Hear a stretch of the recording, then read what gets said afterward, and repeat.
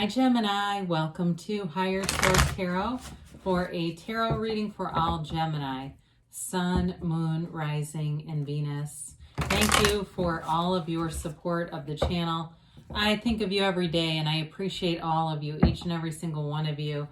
And I love tarot. I've been reading tarot for over 30 years and it's sacred divination. It's a lifelong passion for me. It's something I plan to continue. And if you're new here, welcome to you. I post new readings every Friday, then again on Monday.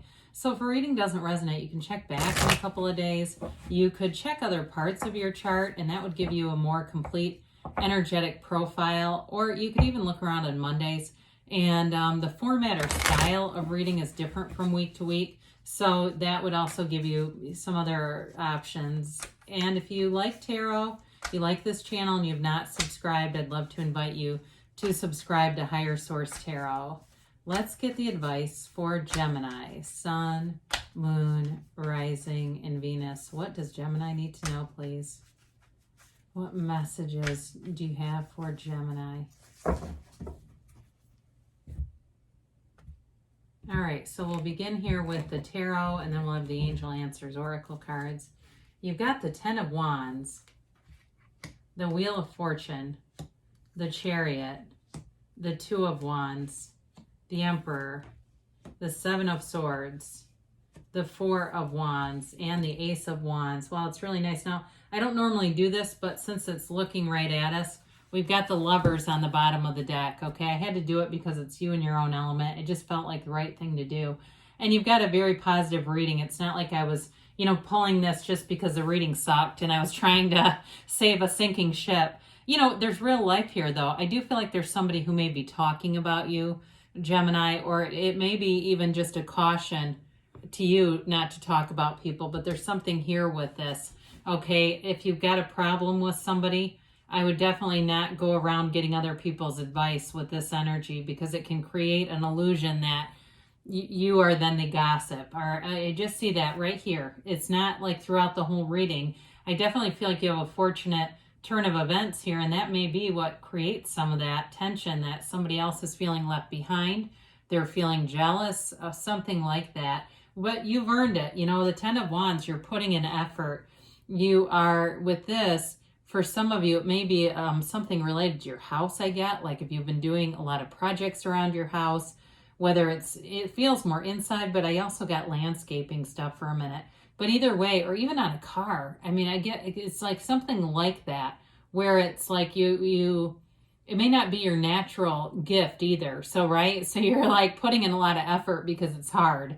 I hate to say that, but whatever it is that you're working on here too, again, it does feel like there's a payoff and things end up alleviating this energy because this is tough to stay in. It's like a rubber band being repeatedly stretched, and that thing can only go so far. So we didn't talk about this, but you have Aries, Cancer. Then we took Gemini here because I just liked it and felt like it was the right thing to do. And you've got a lot of fire here. So if you're dealing with an Aries, especially an Aries or a Leo Sagittarius, or maybe they have Aries in their chart, things are definitely moving forward here. Especially with these three elements together, it's a very positive chain of events here coming together. The Lovers is, it really is a card about an important relationship, about a relationship that is, it's deep, it's meaningful. If it's a job too, if it's not a love relationship, it's also going to be an important job on your career path. It's one of those things where even if you move on, you're still going to be friends with those people and connected to them for 20 years. There's something here that ties you. And so some of it, though, too, is really related to your own powers of communicating with the universe. It's communicating with the divine, asking for your heart's desires, and then using your conscious mind to kind of mitigate those thoughts so you don't work against yourself, right? And so with the Wheel of Fortune, even if I switch these two, which is possible, it doesn't really matter in this reading. It's not like a Celtic cross where it's got a very specific position.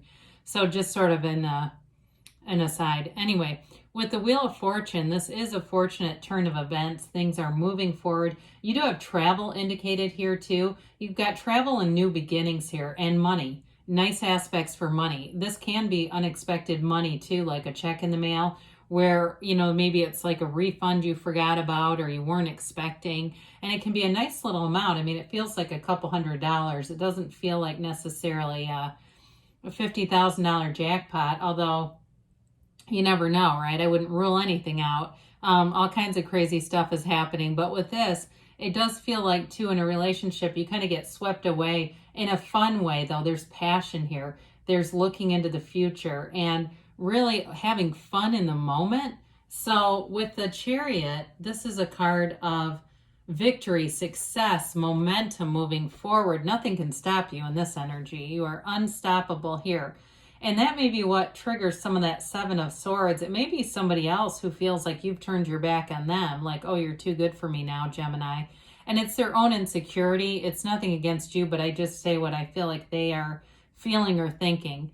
But with the Chariot, this is a law of attraction card. So you're creating your physical reality with the mind, which is depicted in the Lovers as well. Adam is the conscious mind, Eve is the subconscious. And she interacts, that subconscious interacts with the archangel Raphael, the divine. So with this, you bring heaven to earth. And so again, you're manifesting material stuff here. I still feel like whatever you're working on, for those of you that have some kind of ongoing project, this is like putting the last nail in the thing, you know, it's like finalizing things, moving forward in a way where you don't turn back. The Two of Wands is the card of a visionary. You've got success here, and it's taking the inspired actions to move forward. And again, in a relationship, I do see long-term plans here, or if it's a job for you, there's a long-term feeling.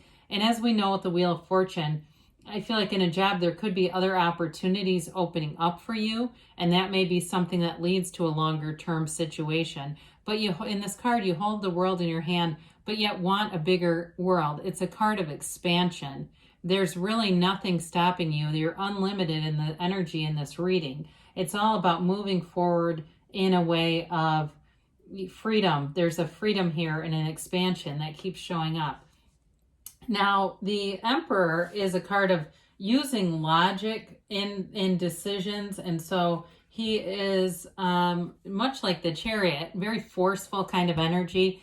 So we have to be a little bit careful with these two showing up together. Because the Emperor does get his own way. It's a card, though, of using not just logic, but your experiences gained. Okay, so you see this gray throne that he sits on. It's all about his own personal knowledge.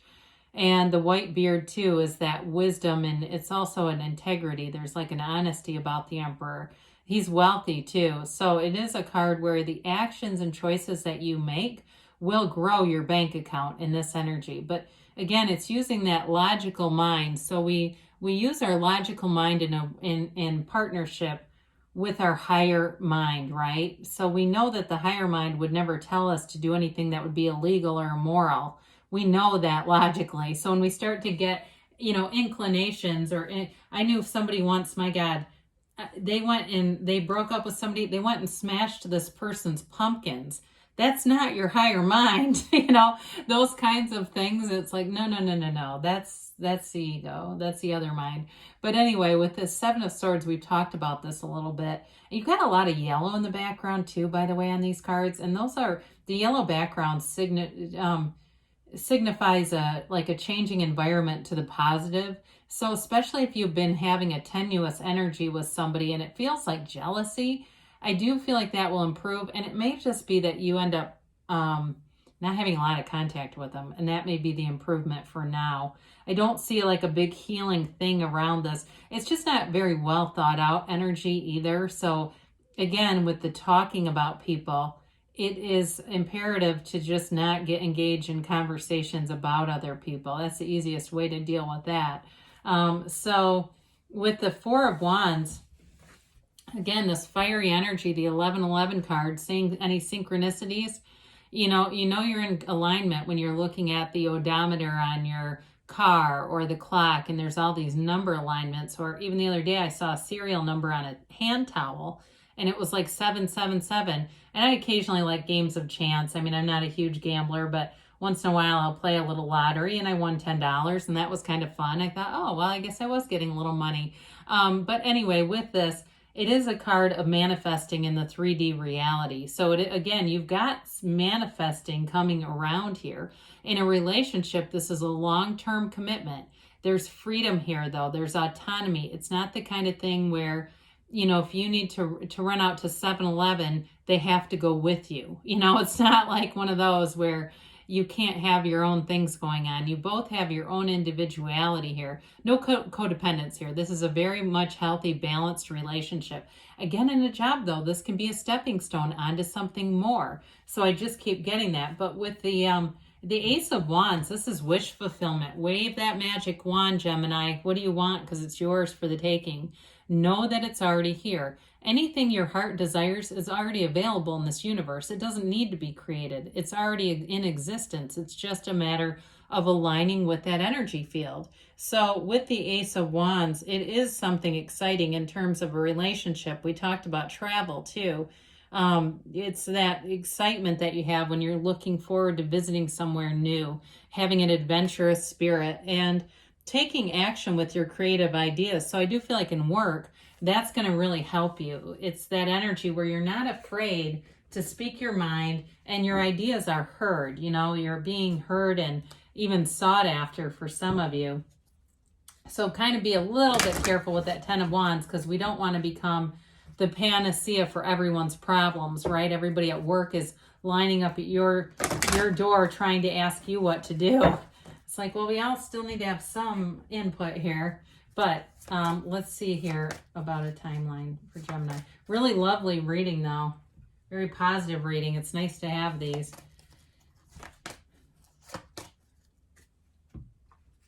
All right, you've got be assertive. Well, with the wands that are here, there's no, and the Emperor and the Chariot. Dear Lord, I don't know about that. I question that. I'm just kidding, but communicate clearly. Okay, so know that the universe is hearing you. You just have to know what you want. Sometimes that's the hardest part. Look for a sign. Those synchronicities are all around you. Your universe wants to interact with you within the next few weeks. So things are moving forward here for you. And you've got a yes. I feel like I haven't seen this one in a while. So good things are on the way for you, Gemini. I love you, and I'll be back again soon.